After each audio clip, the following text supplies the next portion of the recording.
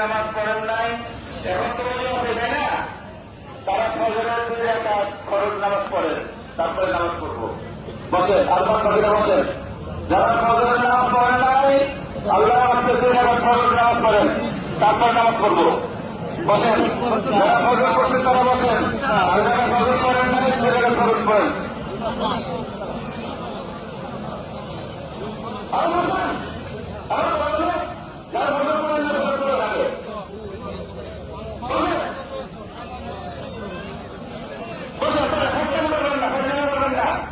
যারা ফরজ করেন নাই এবং ফরজ নামাজ পড়েন, বসে ফরজ করে অসুবিধা নেই। আল্লাহর কাছে আমরা পড়েন, ফরজ করেন, সমস্যা নেই। এখানে সকলের কিছু নাই, একটা করবেন না কেউ। যারা নামাজ না করছেন তারা ফরজ করেন, তারপরে নামাজ পড়তেছি।